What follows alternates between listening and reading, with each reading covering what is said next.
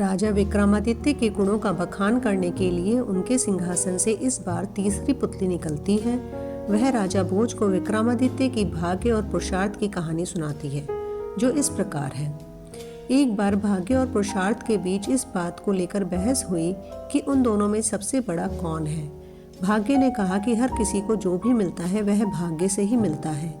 यह सुनकर पुरुषार्थ कहने लगा कि बिना मेहनत किए कुछ भी हासिल नहीं होता है। दोनों के बीच कई दिन तक इस बात पर बहस होती रही। देखते ही देखते यह बात इतनी बढ़ गई कि दोनों ने इसके समाधान के लिए देवताओं के राजा इंद्र के पास जाने की ठान ली। दोनों इंद्र के पास पहुंचकर इस सवाल का जवाब मांगने लगे, लेकिन मामला गंभीर होने की वजह से देवराज को भी कुछ समझ नहीं आया। फिर देवराज इंद्र ने उन दोनों को राजा विक्रमादित्य के पास जाने की सलाह दी। उन्होंने कहा कि राजा ही इस बात का जवाब दे सकते हैं कि आप दोनों में से कौन बड़ा है। इतना सुनते ही भाग्य और पुरुषार्थ तुरंत मानव भेष में विक्रमादित्य के पास पहुंच गए। राजा के दरबार पहुंचकर भाग्य और पुरुषार्थ ने अपने झगड़े की वजह उन्हें बताई।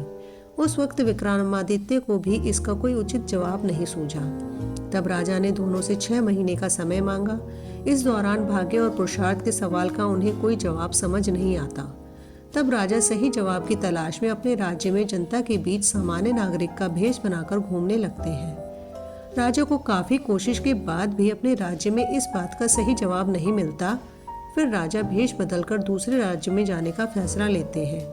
ऐसा करते करते राजा कई राज्य पहुंच जाते हैं, लेकिन उन्हें जवाब नहीं मिलता। इस दौरान राजा एक व्यापारी के पास जाकर काम मांगते हैं और कहते हैं कि वो ऐसा काम कर सकते हैं जो कोई अन्य नहीं कर सकता। कुछ दिन बाद व्यापारी बाहर काम के लिए राजा विक्रमादित्य के साथ जहाज से जाता है। कुछ दूर जाते ही अचानक तेज तूफान आने लगता है और जहाज एक टापू के पास फंस जाता है। तूफान थमने के बाद जहाज को टापू से बाहर निकालने के लिए लोहे का कांटा उठाना होता है। व्यापारी ने राजा को उसे उठाने के लिए कहा। जैसे ही राजा ऐसा करता है तो जहाज तेजी से आगे निकल जाता है और विक्रमादित्य टापू पर ही छूट जाते हैं। टापू पर छूटने के बाद राजा कुछ देर आगे चलते हैं तो उन्हें वहां एक नगर दिखाई देता है। नगर के गेट में लिखा हुआ था कि यहाँ के राजा की बेटी का विवाह महाराज विक्रमादित्य के साथ होगा। यह पढ़कर राजा चौंक गए और महल में चले गए। वहां पहुंचते ही उनकी मुलाकात राजकुमारी से होती है। कुछ दिनों के बाद दोनों की शादी हो जाती है। महल में कुछ दिन बिताने के बाद राजा विक्रमादित्य अपनी पत्नी व राज्य की राजकुमारी को लेकर अपने राज्य की ओर निकल जाते हैं। रास्ते में राजा की भेंट एक सन्यासी से होती है। वह सन्यासी चमत्कारी माला व एक छड़ी राजा को देता है। सन्यासी ने राजा को बताया कि इस माला को पहनने पर व्यक्ति अदृश्य हो जाता है और छड़ी से सोने से पहले जो भी मांगा जाए वो मिल जाता है। राजा सन्यासी को उपहार के लिए धन्यवाद कहते हैं और आगे बढ़ जाते हैं। राजा महल पहुंचकर राजकुमारी को अंदर कमरे में भेज देते हैं और खुद बगीचे में चले जाते हैं। वहां उनकी मुलाकात एक गायक और ब्राह्मण से होती है। दोनों ने राजा को बताया कि वो इस दिन का सालों से इंतजार कर रहे थे। राजा विक्रमादित्य ने पूछा कि ऐसी क्या बात है कि वो सालों से उनकी राह देख रहे थे। दोनों ने बताया कि वो गरीब हैं और सालों से बगीचे में यह सोचकर मेहनत कर रहे हैं कि एक दिन राजा उनके सब दुखों को दूर कर देंगे। इतना सब सुनते ही राजा ने सन्यासी से मिली माला गायक को दे दी और छड़ी ब्राह्मण को। उसके बाद राजा अपने दरबार चले गए। 6 महीने बीतने के बाद भाग्य और पुरुषार्थ दोनों राजा के सभा में आए।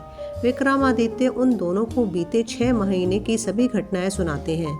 इतना कहकर राजा दोनों को समझाते हुए कहते हैं कि छड़ी और माला का उन्हें मिलना भाग्य था और गायक व ब्राह्मण को वह पुरुषार्थ की वजह से मिला।